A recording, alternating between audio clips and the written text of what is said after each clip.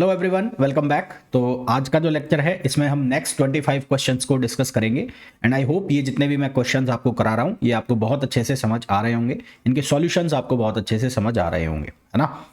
तो आज का जो सेशन है इसको कंटिन्यू करते हैं। तो पहला जो क्वेश्चन है इसके अंदर हमें दिया गया है कि the mean kinetic energy of 1 mole of gas per degree of freedom, mean kinetic energy of 1 mole of gas per degree of freedom on the basis of kinetic theory of gases. तो kinetic theory of gases के अंदर हमने equi partition theory पढ़ी है ना। तो according to equipartition theory, according to equipartition theory, तो equipartition यानी कि ऊर्जा का सम विभाजन। तो ये थ्योरी कहती है कि जो एनर्जी है वो किस तरह से बटी होती है, वो F/2RT, इसके अकॉर्डिंग एनर्जी का जो होता है डिस्ट्रीब्यूशन होता है एक डिग्री ऑफ फ्रीडम के पास। तो F जो होता है यहाँ पर F, ये F क्या कहलाता है, ये कहलाता है DOF। DOF का मतलब हो गया डिग्री ऑफ फ्रीडम।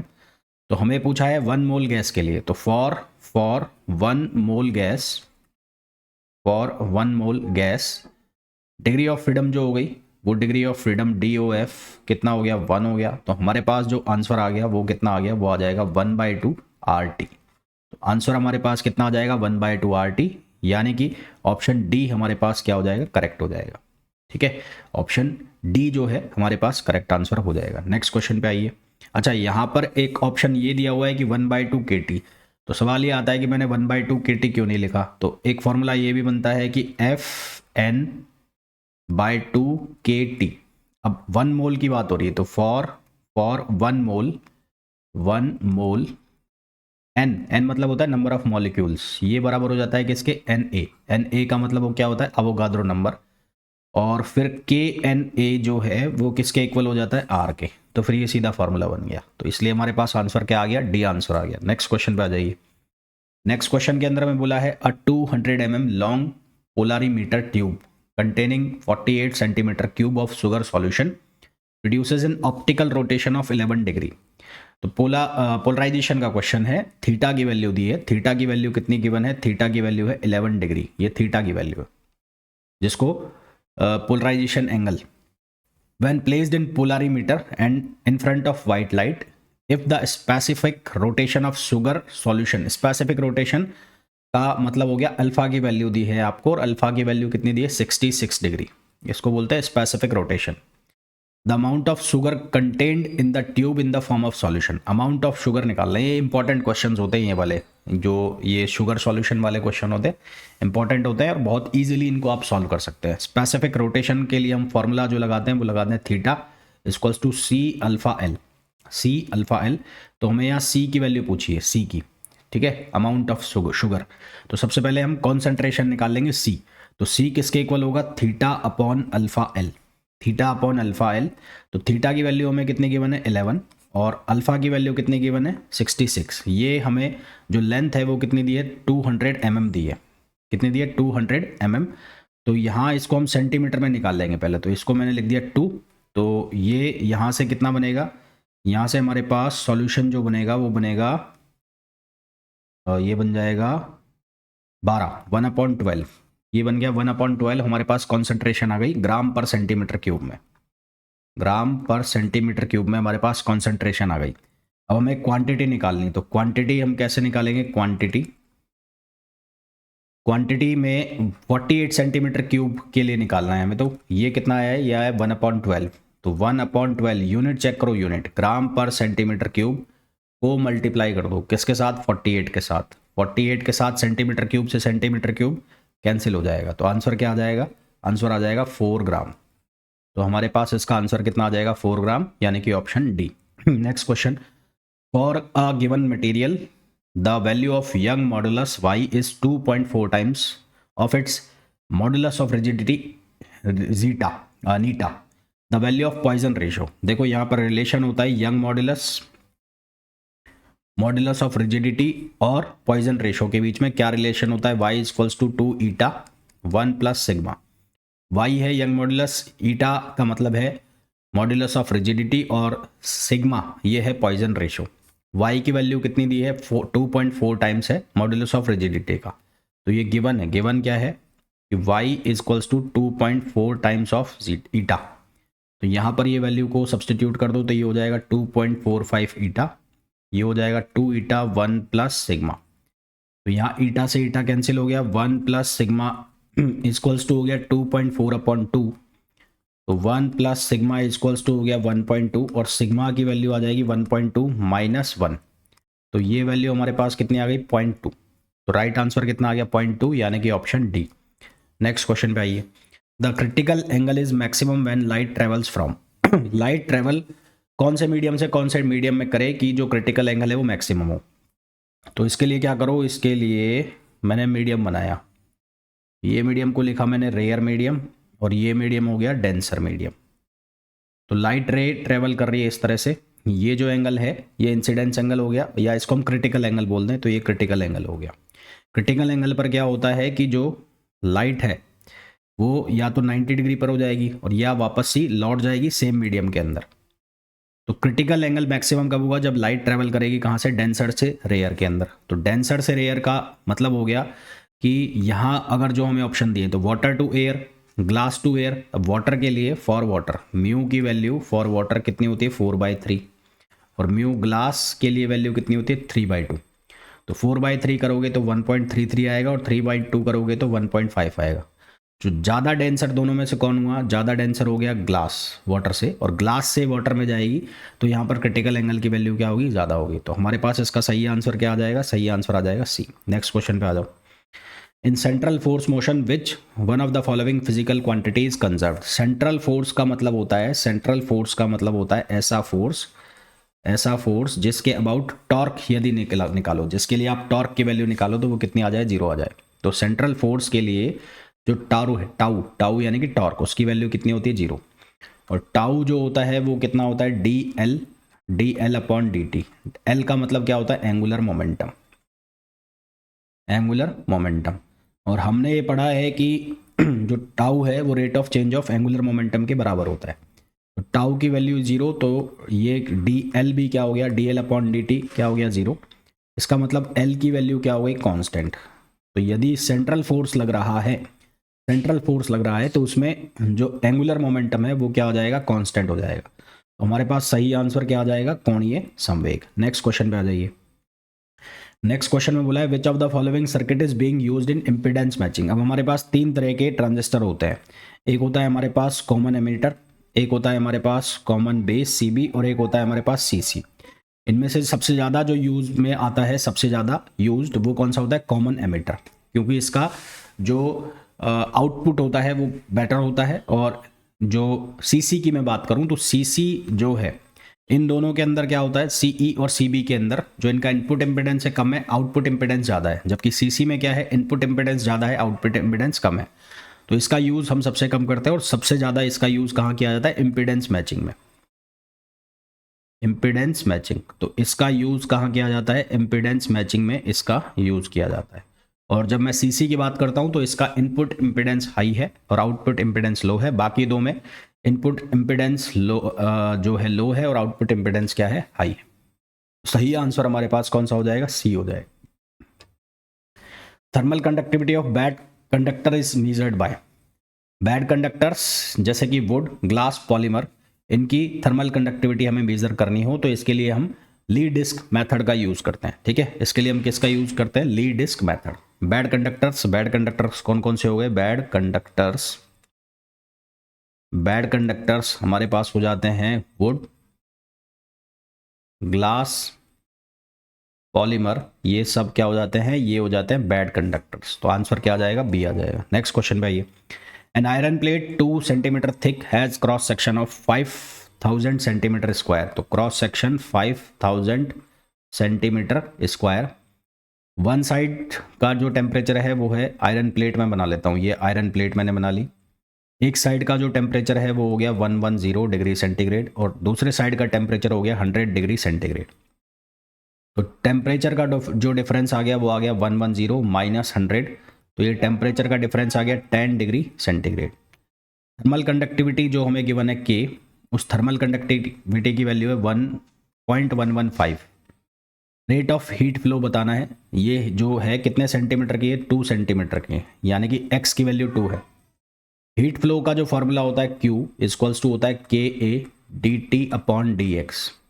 तो K की जो वैल्यू है वो है 0.115, A की जो वैल्यू है वो कितनी है 5000, dt की वैल्यू कितनी होगी 10 डिग्री सेंटीग्रेड, और x की वैल्यू कितनी है 2 सेंटीमीटर। चेंज करने की ज़रूरत नहीं है क्योंकि सब कुछ यूनिट्स लगभग सेम दी हुई है। तो आंसर यहाँ से जब आप इसको सॉल्व करोगे तो ये आएगा 2875 कैलोरी पर सेकेंड। तो आंसर आ जाएगा 2875 कैलोरी पर सेकेंड, यानी कि option C. Next question, the displacement equation. अब ये जो इक्वेशन लिखी हुई है डिस्प्लेसमेंट की, यहाँ पर हमें टाइम पीरियड बताना है। तो स्टैंडर्ड इक्वेशन जो होती है x equals to A sine omega T plus K X, ऐसा इक्वेशन लिखी होती है, ठीक है। तो x equals to A sine omega T plus minus K X, एक मिनट इसको हैंग हो गया है, हाँ, omega T plus minus K X, ये इक्वेशन लिखी होती है। तो ओमेगा जो है ओमेगा, इसको कंपेयर करो, ये x होना चाहिए यहाँ पर x। तो ओमेगा जो है इसको कंपेयर करो पहले 5 साइन, यहाँ पर लिखा है 0.2 पाई टी और प्लस 0.5 x। तो ओमेगा की जो वैल्यू है वो हो गई 0.2 पाई, ओमेगा की वैल्यू। टी जो टाइम पीरियड होता है, टाइम पीरियड वो किसके इक्वल होता है, वो होता है 2 पाई ओमेगा अपॉन 2 पाई। टाइम पीरियड किसके इक्वल होता है, ओमेगा अपॉन 2 पाई, क्योंकि ओमेगा बराबर होता है 2 पाई अपॉन टी। तो टाइम पीरियड किसके इक्वल हो जाएगा, टाइम पीरियड इक्वल हो जाएगा ओमेगा अपॉन 2 पाई, ओमेगा अपॉन 2 पाई, ये टाइम पीरियड होता है। एक मिनट रुको, मैं गलत लिख रहा हूँ शायद।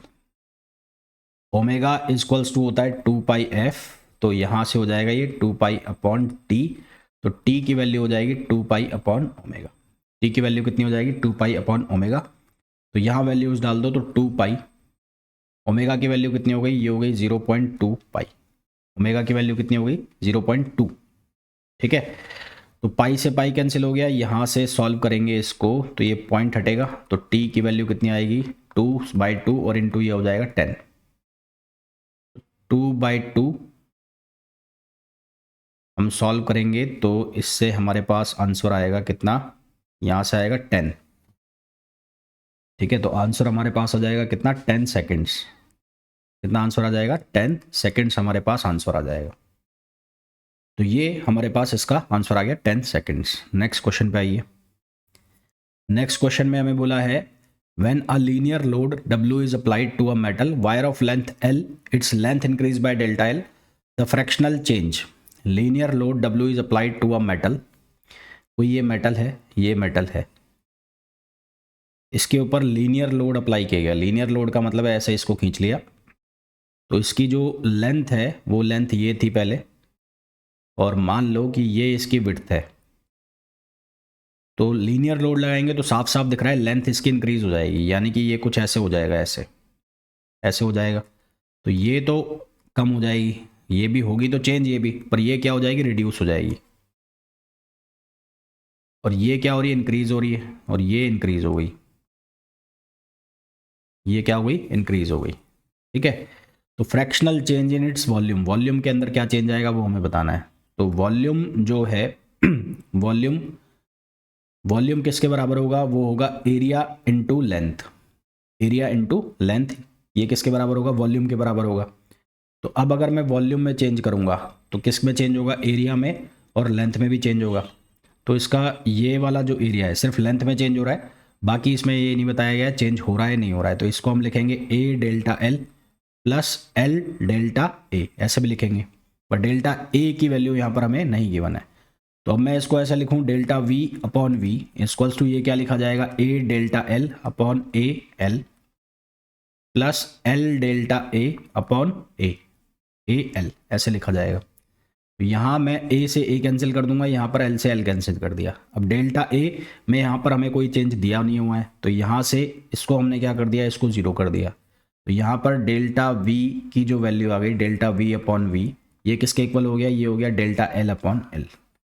तो डेल्टा वी अपॉन वी जो है वो किसके इक्वल हो गया, डेल्टा एल अपॉन एल, यानी कि सही आंसर हमारे पास कितना आ गया, ऑप्शन सी आ गया। सही आंसर कितना आ गया, ऑप्शन सी। नेक्स्ट क्वेश्चन पे आइए। The sensitivity of a wheat stone bridge. अब व्हीट स्टोन ब्रिज क्या है? एक ब्रिज इस तरह से बना हुआ है, एक ब्रिज इस तरह से बना हुआ है, ये ब्रिज बना हुआ है। यहां पर लिख दिया मैंने R, यहां पर लिख दिया P, यहां पर लिख दिया Q, यहां पर लिख दिया X, और ये डिफ्लेक्शन हो गया। और ये डिफ्लेक्शन नल डिफ्लेक्शन है, यानी कि किसी तरह का कोई डिफ्लेक्शन नहीं हो रहा है। तो यहां बैटरी मैंने कनेक्ट कर दी, ये बैटरी कनेक्ट कर दी। तो यदि R अपॉन P या P अपॉन Q, तो P upon Q equals to R upon X, यदि ये कंडीशन है हमारी, तो ये बैलेंस्ड व्हीट स्टोन ब्रिज है। ये क्या बन रहा है? Balanced Wheatstone bridge.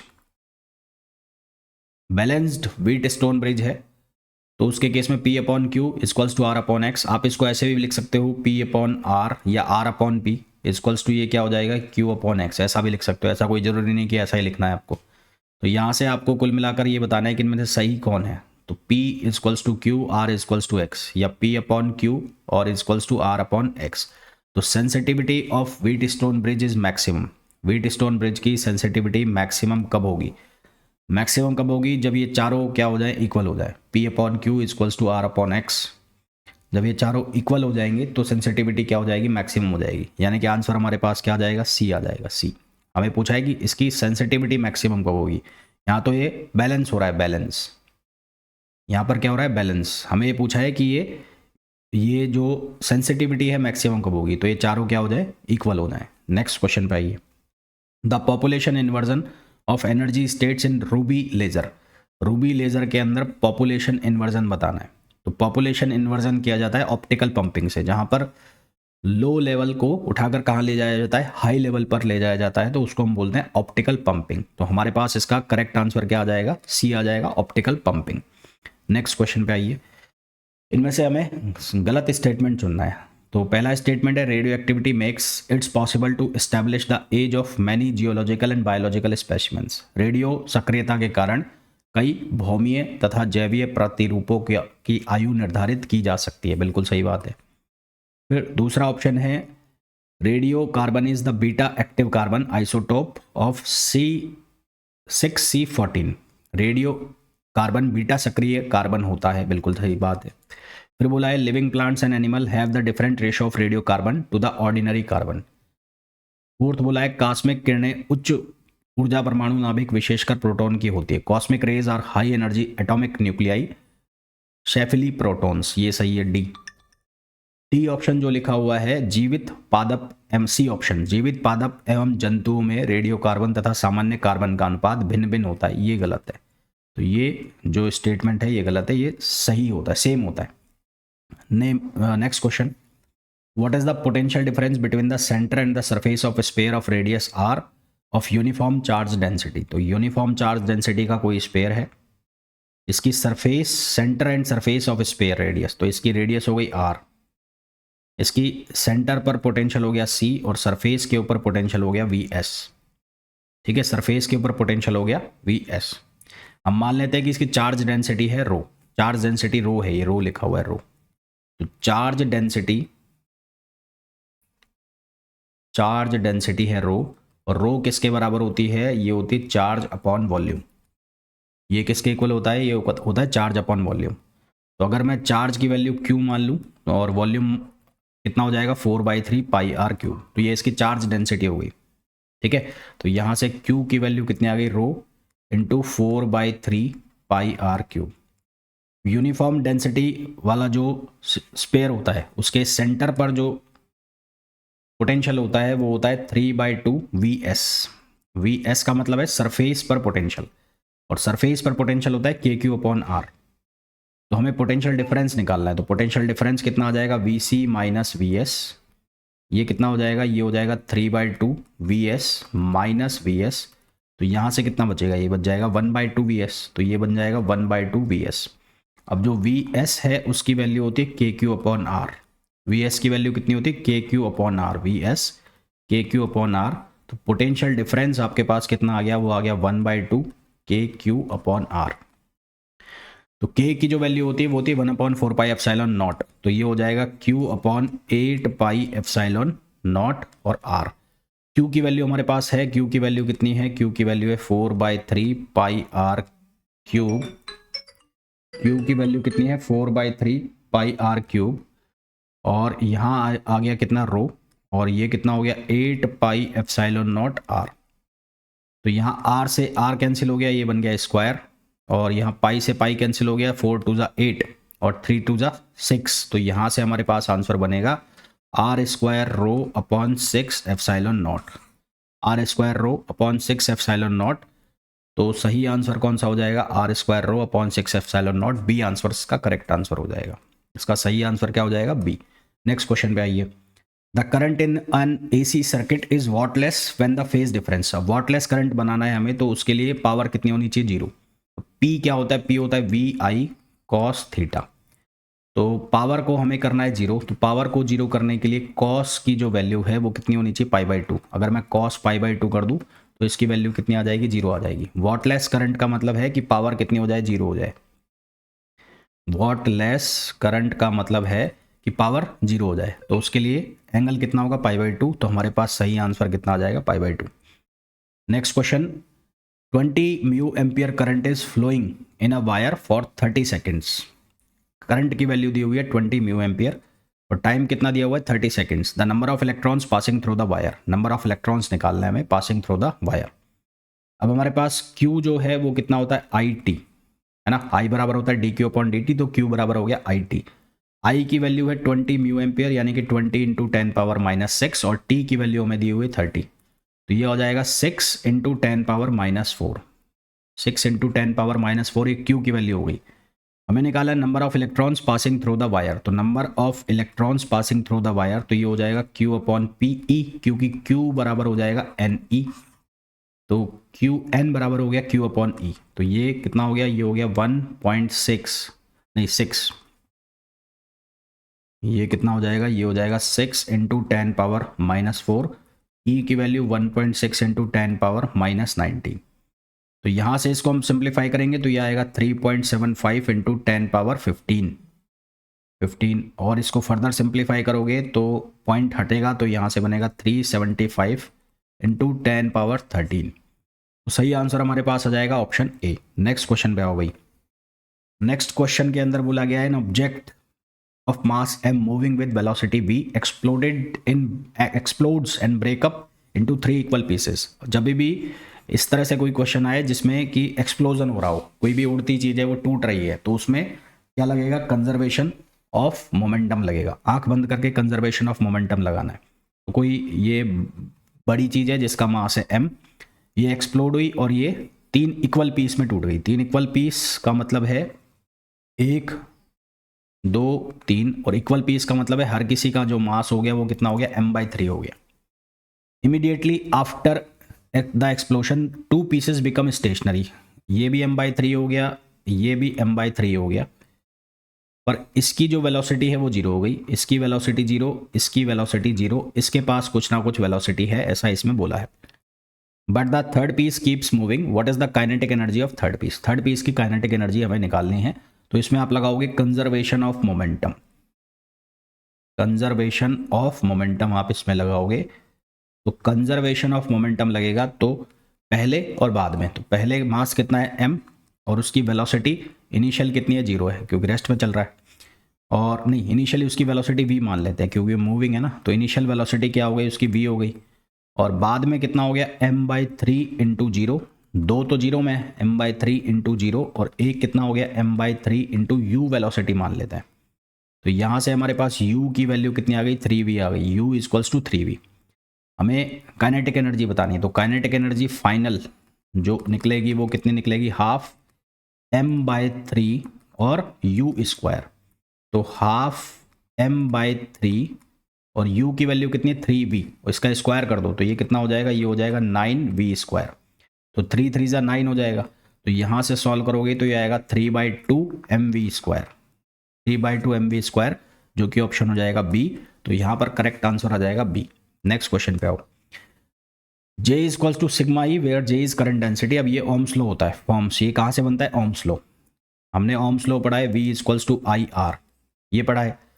तो यहाँ से I को हमने लिखा V अपॉन आर, फिर उसके बाद हमने करंट डेंसिटी का फॉर्मूला पढ़ा है J equals to I upon A. I की वैल्यू यहाँ पर सब्सटीट्यूट कर दो तो ये हो जाएगा V अपॉन आर ए। फिर आप लोगों ने पढ़ा है R की वैल्यू क्या है, रो L अपॉन ए। तो ये वैल्यू मैं यहाँ पर डालूँ तो यहाँ बनेगा ये J equals to V, R की वैल्यू डाल दी मैंने रो L अपॉन ए, और यहाँ पर A ऑलरेडी लिखा हुआ है, A से A कैंसिल हो गया। हमने ये पढ़ा है कि V जो है वो किसके इक्वल होता है, E into L, minus sign में नहीं ले रहा हूँ, तो J इक्वल्स टू ये क्या हो गया, E इंटू एल, और ये हो गया रो L, तो L से L कट गया, तो J इक्वल्स टू क्या हो गया, E अपॉन रो का मतलब होता है रेजिस्टिविटी। अब रेजिस्टिविटी और कंडक्टिविटी एक दूसरे के रेसिप्रोकल होते हैं, तो यहाँ से हमने क्या लिखा, J इक्वल्स टू सिग्मा ई।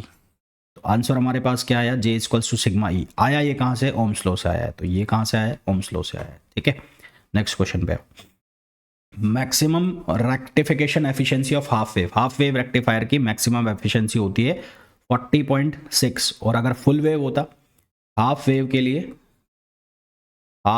के लिए हमारे पास फॉर्मूला होता है 40.6 मैक्सिमम का, और अगर हमें फुल वेव पूछा जाता, तो फुल वेव के केस में हमारे पास फॉर्मूला होता 28.2% फुल वेव के केस में। तो हाफ वेव पूछा है तो आंसर आ जाएगा A. Next question, sunlight is reflected from a lake is 100% polarised at any instant. Polarisation का मतलब हो गया रिफ्लेक्टेड रे और रिफ्रैक्टेड रे के बीच में जो एंगल बना वो कितना बना, 90 डिग्री बना। तो सनलाइट मान लो ऐसे आई है इस तरह से, तो ये अगर रिफ्लेक्टेड रे है और ये रिफ्रैक्टेड है तो इनके बीच का एंगल कितना हो गया, 90 डिग्री हो गया। ये जो एंगल हुआ ये पोलराइजेशन एंगल हो गया, तो इसको ब्रूस्टर्स लॉ भी कहते हैं हम। तो म्यू इक्वल्स टू कितना होता है, म्यू इक्वल्स टू होता है 10 IP। तो IP की वैल्यू कितनी हो गई, 10 इनवर्स म्यू। ये अब म्यू की जो वैल्यू है वो हमें दी हुई है 1.33, तो IP इक्वल्स टू 10 इनवर्स 1.33। अब यहाँ पर सारा कुछ ही आंसर दे रखा है तुम्हें। 10 इनवर्स 1.33 कितना होता है, 53.06। तो IP इक्वल्स टू हो गया 53.06। ये ब्रूस्टर्स लॉ लगाया है, इसको पोलराइजेशन एंगल भी बोलते हैं, ब्रूस्टर एंगल भी बोलते हैं। ये रिफ्लेक्टेड रे है, रिफ्लेक्टेड रे और रिफ्लेक्टेड रे 90 डिग्री के एंगल पर हो जाते हैं ब्रूस्टर्स लॉ के केस में या पोलराइजेशन एंगल के केस में। आपको ये वाला एंगल पूछा गया, ये वाला एंगल, तो ये पूरा एंगल कितने का हो गया, 90 डिग्री का हो गया, है ना। तो थीटा इक्वल्स टू कितना हो जाएगा, 90 डिग्री माइनस IP। IP आप लोगों ने निकाल लिया, तो थीटा की वैल्यू कितनी हो गई, 90 डिग्री माइनस IP कितना हो गया, ये हो गया 53.06। तो यहाँ से सॉल्व करोगे तो आंसर आ जाएगा 36.54। तो आंसर कितना आ जाएगा, 36.54। नेक्स्ट क्वेश्चन पे आ जाओ। At the peak of nuclear binding energy curve, nuclear binding energy curve के पीक पे हमें इनमें से क्या मिलेगा, जेड का मतलब है प्रोटॉन नंबर, एन का मतलब है न्यूट्रॉन नंबर। तो जेड इवन होंगे, एन ऑड होंगे, जेड ऑड होंगे, एन इवन होंगे, जेड और एन दोनों ऑड होंगे, जेड और एन इवन होंगे। तो पीक का मतलब मोस्ट स्टेबल, तो वहां पर हमें कौन मिलेंगे, जेड और एन दोनों क्या मिलेंगे, इवन मिलेंगे। नेक्स्ट क्वेश्चन पे आ जाओ। Two interfering waves having intensities in the ratio 9:1, the ratio of maximum and minimum intensity. तो आई मैक्स और आई मिनिमम का फॉर्मूला मैंने लिखवाया हुआ है तुम्हें, I max upon I minimum equals to ये बन जाएगा √I1 अपॉन I2 + 1 अपॉन ये हो जाएगा √I1 अपॉन I2 - 1 और ये स्क्वायर। I1 अपॉन I2 की वैल्यू दी हुई है 9, ये 9 दिया हुआ है, 9:1 है ना, तो 9 हो गया। आई मैक्स अपॉन आई मिनिमम, तो यहाँ से I1 अपॉन I2 का रूट हो जाएगा 3, तो ये लिखा जाएगा 3 + 1 और ये लिखा जाएगा 3 - 1 स्क्वायर में हो गया। तो ये बनेगा कितना, 4/2, और 4/2 हो गया, 2 का स्क्वायर हो गया 4, तो आंसर आ जाएगा 4:1, जो कि ऑप्शन हो जाएगा डी। नेक्स्ट क्वेश्चन पे आओ। The average binding energy per nucleon of the most nuclei. अब एवरेज बाइंडिंग एनर्जी हम निकालते हैं, जो एवरेज बाइंडिंग एनर्जी वो होती है 8 मेगा इलेक्ट्रॉन वोल्ट। इसको कन्वर्ट करना है, तो मेगा को कन्वर्ट किया तो 8 × 10⁻6 इलेक्ट्रॉन वोल्ट हो गया। फिर 8 × 10⁻6 इलेक्ट्रॉन वोल्ट को कन्वर्ट कर लो तो ये होगा 1.6 × 10⁻−19। तो यहाँ से बना ये 12.8 सॉरी, ये 19 हो गया ना, तो ये बना 128 और 1 2.8 मतलब 12.8 और ये हो गया 13, ये हो गया 13। अब एक पॉइंट को आगे बढ़ा दो तो 1.28 इंटू 10⁻⁻12। तो किस ऑर्डर की आ रही है ये? जूल में आ रही है, जूल। तो ये आ रही है 10⁻⁻12 जूल। ये हमारे पास आंसर आ जाएगा। ठीक है, घुमा फिरा के क्वेश्चन पूछा गया है। नेक्स्ट क्वेश्चन पे आ जाओ। Minimum energy required for electron positron. तो पेयर प्रोडक्शन के लिए हमें पूछा है। तो पेयर प्रोडक्शन कैसे होता है? यहाँ पर हमारे पास टारगेट न्यूक्लियाई है, यहाँ पर फोटोन आया, इसने इससे टक्कर किया और फिर एक बन गया बीटा माइनस और एक बन गया बीटा प्लस, एक बन गया बीटा माइनस और एक बन गया बीटा प्लस, यानी कि एक बना इलेक्ट्रॉन और एक बना पॉजिट्रॉन। तो हमारे पास जो एनर्जी हम निकालते हैं एक रेस्ट मास के लिए इलेक्ट्रॉन या पॉजिट्रॉन की, तो वो एनर्जी आती है mc²। तो ये कितनी निकल के आती है? एक इलेक्ट्रॉन या एक पॉजिट्रॉन के लिए ये वैल्यू आती है 0.51 mega electron volt, 0.51 mega electron volt for electron और पॉजिट्रॉन। ये इसकी rest mass energy, rest mass energy. तो अब यहाँ पर दोनों बन रहे हैं, दो बन रहे हैं। तो फोटोन के पास जो एनर्जी होनी चाहिए मिनिमम एनर्जी, इसके पास मिनिमम एनर्जी जो होनी चाहिए वो होनी चाहिए 0.51 मल्टीप्लाई बाई 2 यानी कि 1.02 मेगा इलेक्ट्रॉन वोल्ट।